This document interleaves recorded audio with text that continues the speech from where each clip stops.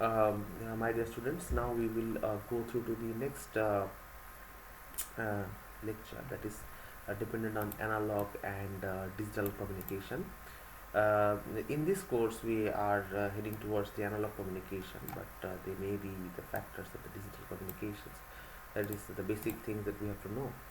And here is the analog communication system block diagram. That is very much important in that sense. Here some analog inputs like the audio video inputs, and they will go through to the input transducer.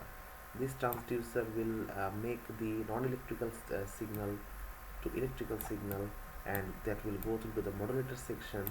And this modulator section, that could be AM, FM and PM modulators. Then they will go through to the channel. The channel has the two attributes, the wired channel or wireless channel. Then we go to the demodulator section, that will be also AM, FM and PM. Then it will go through to the output transducer section, and these non-electrical signals, these electrical signals can now become the non-electrical signals in the output message. So that is a very basic communication block diagram in analog communications. Later on, the digital communication system block diagram. To understand this, we have to understand that how that changes from the analog communication system. Excuse me. The main problem is that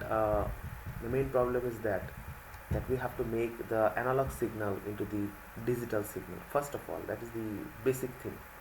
So we have to use the analog to digital converter. That means the AD converter should have to be added into the input section or the source section in the transducer.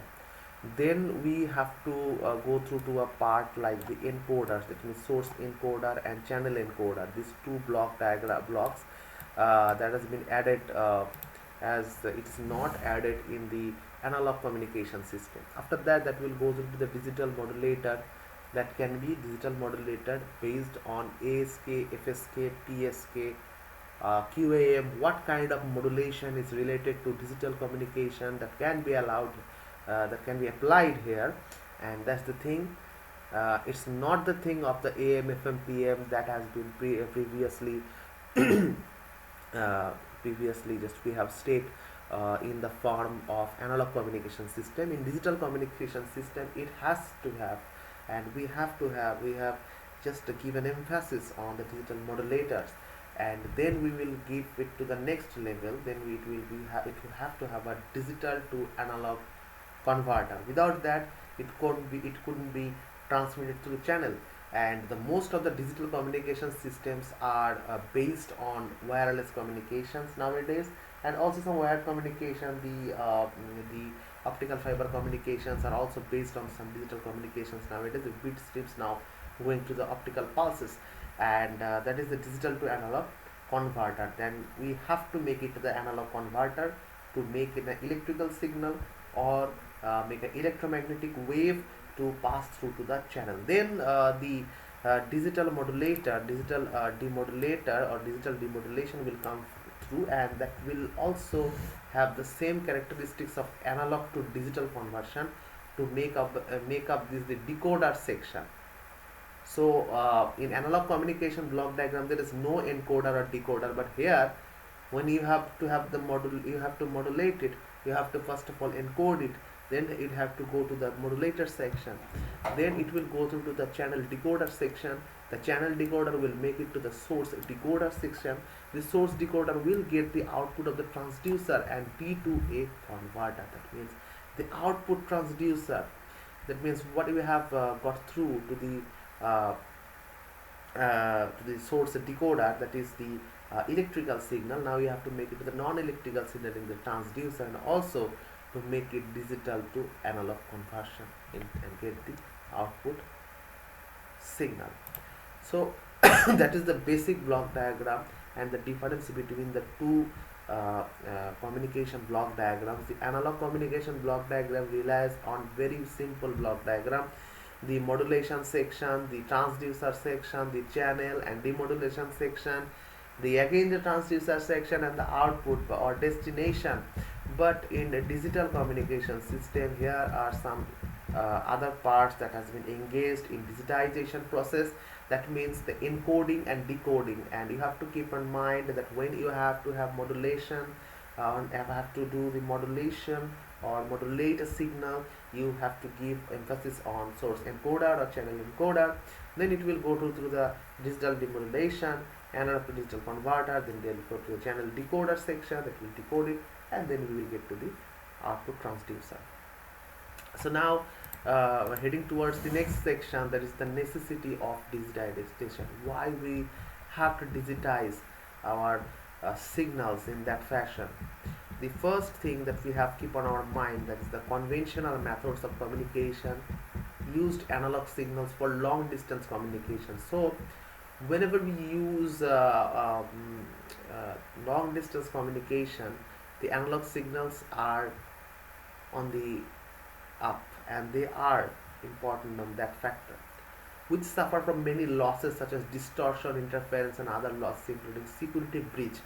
So first of all, whenever we use the analog communication, so analog signals are have to have the problem of uh, getting distorted, also has some interference related problem, and also some noise related problem. Not only noise related problem, there are some fading problem in the channels.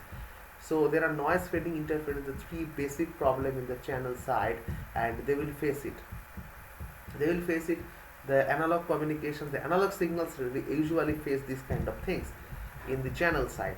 And also there are some security breach. That means one can really that means take the voice out of it, or take some what can I say, signal, and make a receiver like that on the same type of cognitive receivers, and just what can I say, eavesdrop. That means they could listen to others voice and um, others what kind of security or private talks, or messages, or anything that can be easily taken away from that channel.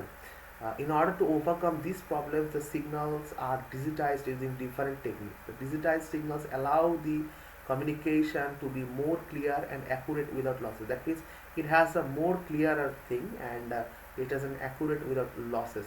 The following figure indicates the difference between analog and digital signals. That means so there are some figures that we have just previously understood, and that is the thing. There is difference between analog and digital signals. The digital signals consist of 1 second and 0 second, which indicate high or low respectively. That means there are some there is some a figure that we have to know. The digital signal, based on this, if you say 0 level, that is denoted as 0. If it is a 5-volt level, that is conducted as 1. So it's that is the security issue. It's quite easy to encode and decode, and some security codes to be added to there that couldn't be encrypted by others.